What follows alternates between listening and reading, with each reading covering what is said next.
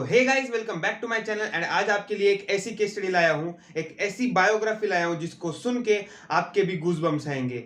जी हाँ, मैं बात कर रहा हूं स्वतंत्र वीर सावर जी की। इंडिया में अगर सबसे ज्यादा कंट्रोवर्सी किसी के हिस्ट्री में है तो वो स्वतंत्र वीर सावर जी के। क्या थे स्वतंत्र वीर सावरकर? क्या वो एक गलत इंसान थे या वो एक सही इंसान थे? जानेंगे आज के इस वीडियो में। सबसे पहले तो मैं ये बताना चाहूंगा कि अगर आपको ऐसे ही और कंटेंट चाहिए तो मेरे चैनल को आप सब्सक्राइब कर लीजिए। तो आज के इस वीडियो को बिना किसी टाइम पास किए स्टार्ट करते हैं। जब स्वतंत्र वीर सावरकर जी का जन्म हुआ था तब इंडिया पूरी तरीके से ब्रिटिश के कंट्रोल में था। ब्रिटिश पूरी तरीके से हमें एक्सप्लॉइट करते थे। यहाँ पे प्लेग की साथ भी फैल चुकी थी और महाराष्ट्र जहां पे इन्होंने जन्म लिया था वहां पे सूखा पड़ गया था। इनके माता का नाम राधाबाई था और उनकी कुल मिलके 4 संतानें थी। सबसे पहले थे गणेश, उनके बाद आते हैं वीर सावरकर, उनके बाद नारायण और उनकी एक बहन भी थी जिनका नाम था मीना। अगर आप इंटरनेट पे इनके बारे में सर्च करते हो तो आपको बहुत सी कंट्रोवर्सीज देखने मिलेंगी।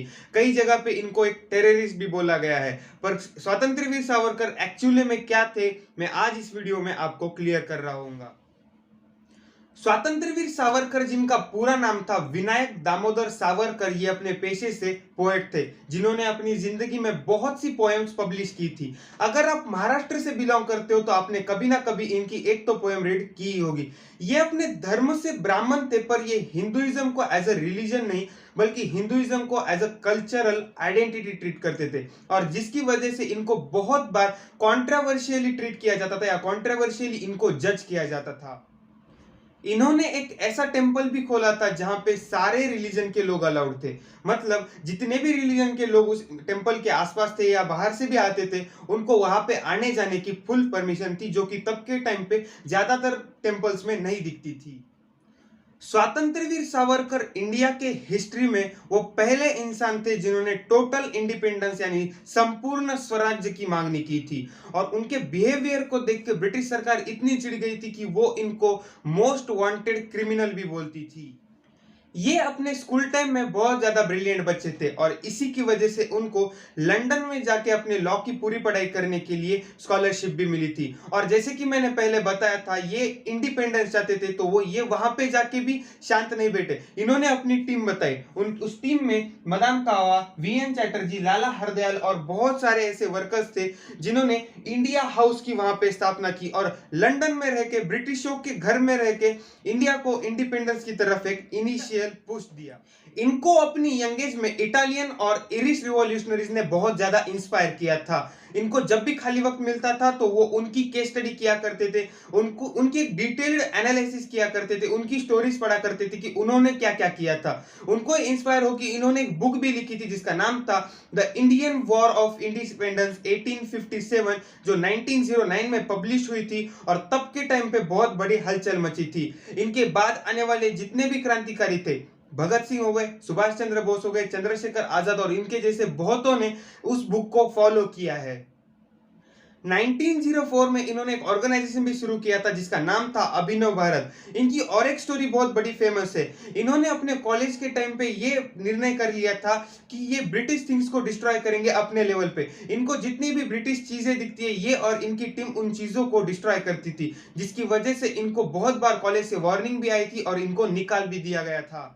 ये तब के टाइम पे इंडियन रिवॉल्यूशनरीज को गन सप्लाई किया करते थे, पर बदकिस्मती से एक बार इनको पकड़ा गया और पहले से ब्रिटिश सरकार इन पे बहुत ज्यादा चिड़ी हुई थी, तो इनको लगातार 2 बार 25 साल की काले पानी की सजा दी जाती है। काले पानी की सजा सुनते ही किसी के भी रूप पे कांटे आने लगते, क्योंकि जीता जागता नरक जिसे बोला जाता है वो काला पानी है। अंडमान निकोबार के बेट पे जाके इनको रखा जाता है, और इंडिया के हिस्ट्री में सबसे गंदी और सबसे हार्ड सजा अगर किसको मिली है तो वो वीर सावर जी को ही मिली है। वहां पे किसी भी कैदी को बोलना अलाउड नहीं था, वो सिर्फ एक दूसरे को फांसी लेते या देते वक्त देख सकते थे। खाना पीना तो बहुत दूर की बात है, इनको टॉयलेट जाने के लिए भी मिन्नतें करनी पड़ती थी, पैर पड़ने पड़ते थे, और इनको इतना काम करवाया जाता था, इतना काम करवाया जाता था, अगर और कोई नहीं करता तो उनको बहुत ज्यादा हार्ड पनिशमेंट भी दी जाती थी। और इतना हो के भी, दिन भर इतना सह के भी, वो रात को अपने इंडिया को वापस आजादी दिलाने के लिए, इंडिया की आजादी के लिए कुछ करने के लिए वहां से भागने के प्लान भी किया करते थे। इनके खुद के लिए नहीं तो सारे लोगों के लिए ये भागने के प्लान तैयार किया करते थे। जेल में रह के भी इन्होंने इंडिया को आजाद करने के लिए, वहां से बाहर निकलने के लिए बहुत ज्यादा प्रयास किए थे। ये सिर्फ अपना ही नहीं, उनके साथियों का, जो वहां पे कैदी थे, उनको भी बाहर निकालने के बहुत सारे प्लान्स करते थे।